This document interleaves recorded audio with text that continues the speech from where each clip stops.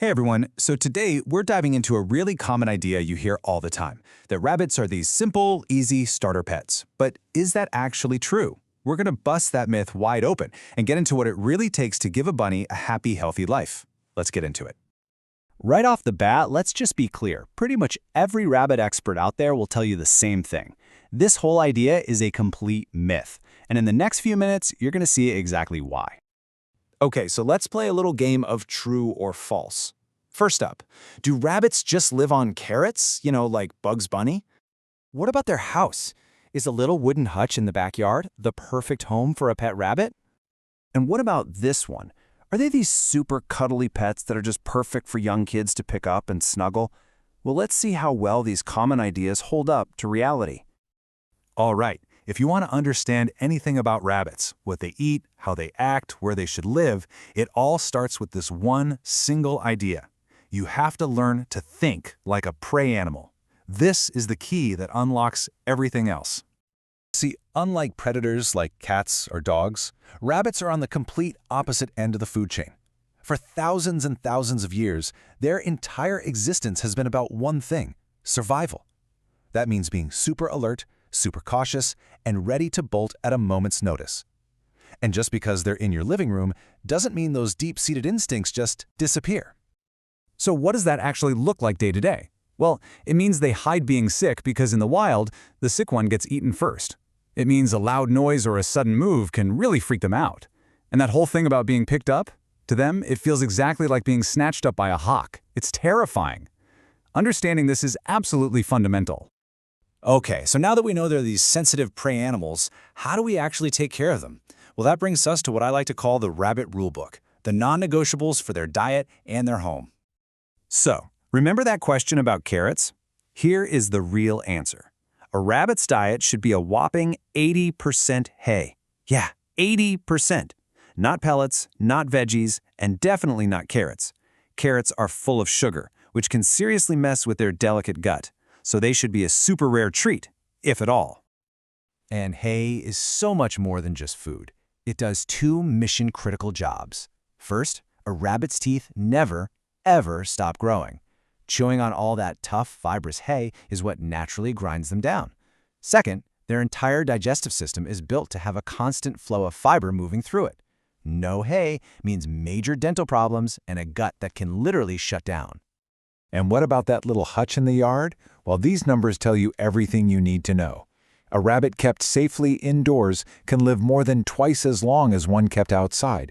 They're vulnerable to predators, weather, parasites. Heck, even the smell of a fox nearby can literally scare them to death. The verdict from every expert is clear: keep your bunnies inside. And their indoor setup has to be right. They need enough space to hop around a bit, a solid floor, not wire, which really hurts their feet, and a big litter box.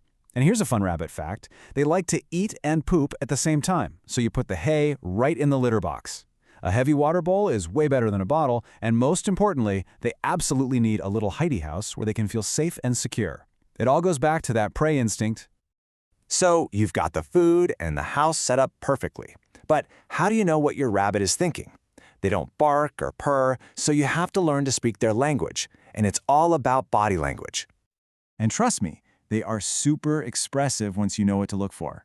When they're really happy, they do this amazing thing called a binky. It's this crazy leap and twist in midair. It's pure joy. But on the other hand, if they thump their back leg really hard on the ground, that's a huge warning sign. It means they're scared or they're really not happy with you. Now this brings us to probably the biggest challenge of having a rabbit. We already know they're masters at hiding pain and sickness. So how on earth are you supposed to know when something's wrong before it's too late? You have to become an expert observer, and these are the red flags. The biggest one, if your rabbit hasn't eaten or pooped for about 12 hours, that is a true medical emergency. It's called GI stasis, and their whole digestive system shuts down. It can be fatal fast. Any of these other signs, loud tooth grinding, a tilted head, breathing through their mouth, mean you need to get to a rabbit-savvy vet immediately. And believe it or not, one of your best tools for monitoring their health is their poop. Seriously. On the left, you see what you want to see. Lots of big, round, uniform droppings. But on the right, you see poop that looks like a string of pearls, all held together by hair. That's a big warning sign that they're swallowing too much fur and a blockage could be forming. Checking the litter box every day is one of your most important jobs. All right, so we've talked about the daily care, the food, and the health checks. But let's zoom out and look at the big picture. Getting a rabbit isn't a short-term thing. This is a serious, long-term commitment. Just look at that number, 8 to 12 years. When you bring home that cute little bunny, you're signing up for a decade or more of care. That's a commitment that will see you through moving houses, changing jobs, and all sorts of major life events. And part of that long-term care means getting them spayed or neutered. This is not optional. Especially for female rabbits, this is a life-saving surgery. Get this, up to 80% of unspayed female rabbits will get uterine cancer. 80%. So this isn't about preventing babies, it's about preventing a very common and deadly disease. Let's talk money too, because rabbits are not cheap. You've got the initial setup cost, sure, but then you've got the monthly cost of all that hay and litter. That adds up. And that last line item is the big one. Because they're so fragile, an emergency vet visit can easily run you $1,000 or more. You absolutely have to be prepared for that. So, we've covered a lot. We've busted the myths, laid out the facts, and seen just how complex these little animals are. Now, let's put it all together. Here's the bottom line. A great rabbit owner isn't looking for an easy pet.